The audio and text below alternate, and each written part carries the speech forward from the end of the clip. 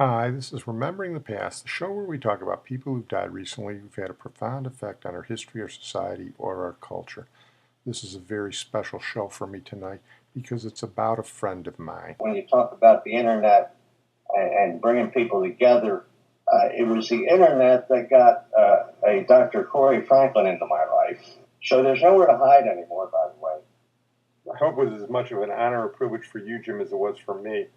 Yes, sir. That was my friend Jim Nicholson, who died recently at the age of 78, but he was far more than just my friend. He was a brave man, a brilliant man, a man of great humility, and a hero on a number of fronts. His list of accomplishments was truly amazing. Among the things he did, and he'll talk about some of them, was that he was an investigative reporter in Philadelphia who helped break the black mafia hold on the drug trade in that city. And believe me when I tell you that his life was in danger many times. He did military intelligence for the United States, primarily in Central America in the 1980s, and he wrote absolutely brilliant briefs and a brilliant book on it called Because No One Else Can. His primary job was he was a newspaper man.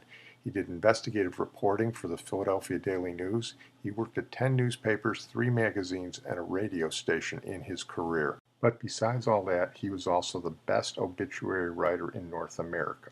We did a profile on him about 7 years ago, which I refer you to, and much of tonight's show is a compilation of quotes from that interview. I've added a couple of things just to give you a fuller profile of Jim and his career. Jim started writing obits for the Philadelphia Daily News in 1982 when it was really a backwater profession. He'd already been through the mill in the newspaper business, and in fact it was sort of a punishment to him for his investigative reporting, which tangentially involved one of his newspapers. I think you'll appreciate his honesty, which is one of the many reasons that I loved him. All news stories, in a sense, I suppose, is public service by informing. But basically, a lot of what we do in the news media is suck the blood out of people. Let's be honest. We want the story. We want the innermost secrets. We want the expose. Embarrassment be damned. Obituary writing is pure public service. There's no real payback for the paper. There's no real payback for the writer. It's making the family feel good about things at a very bad time. It's letting the world know that this was a life worth living and you're going to celebrate it. It's really throwing some wood back on the pile. When I started writing in 1982, obituary writing wasn't a ticket to nowhere. You had to already be nowhere to write them. You were either on your way out the door or a new kid coming in. And it was largely considered the Siberia of the newsroom.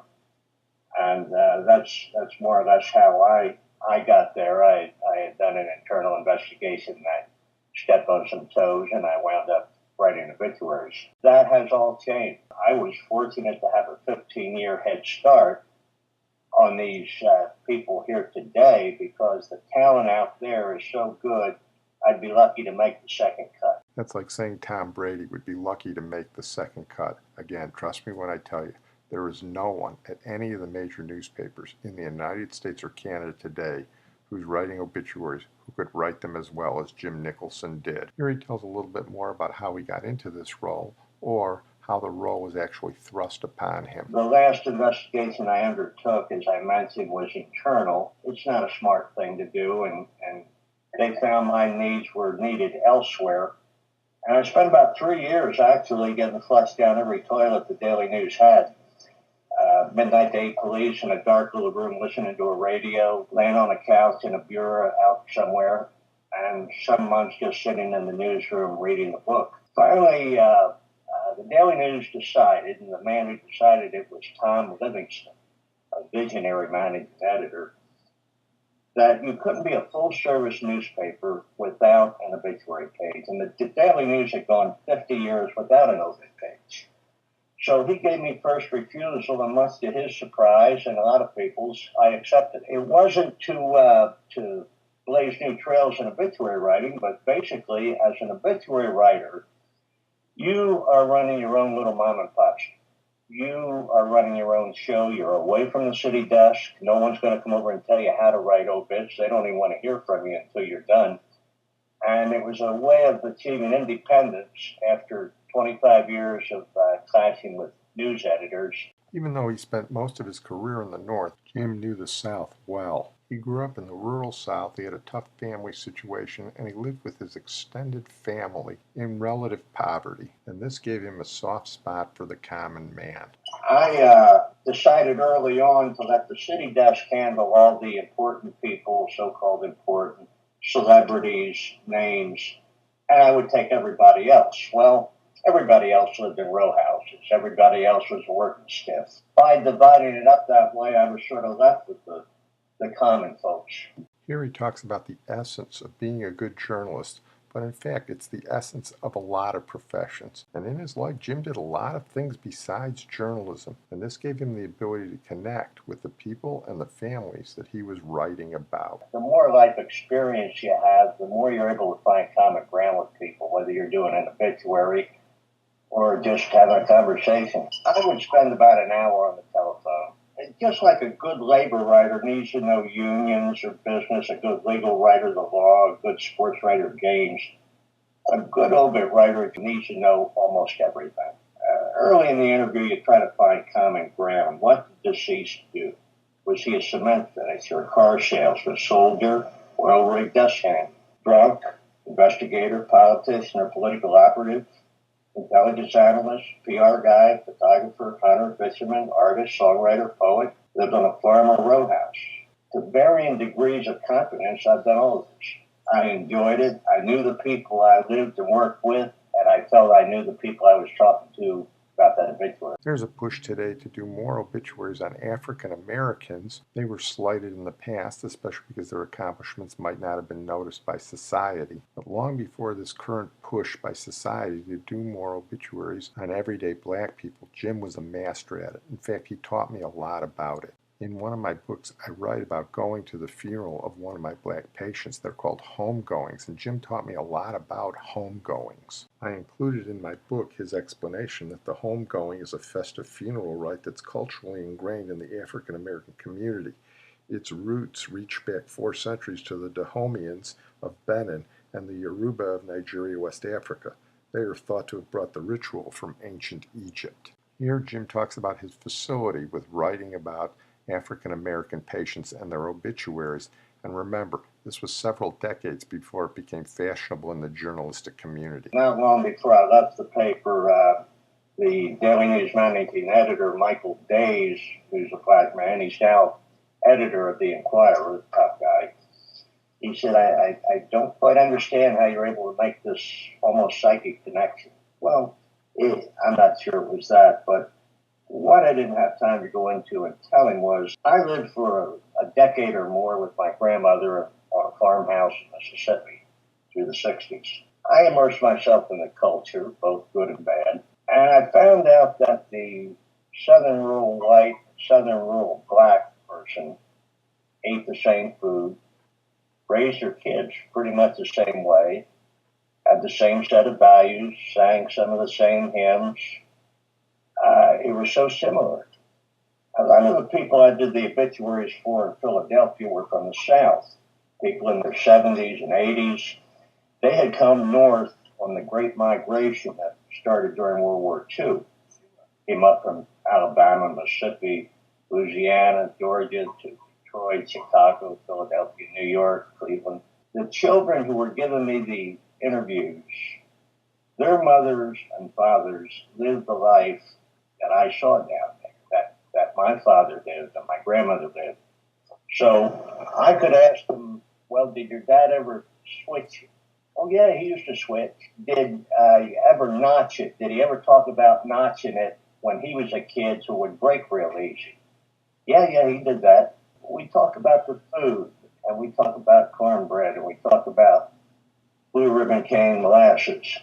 And pretty soon they got to thinking they were talking to a real friend of the family. And I was. I knew their family. And so we made that connection. And then things kind of compounded from there. A black family would talk to another black family and say, you talk to Jim Nicholson, he knows what's going on.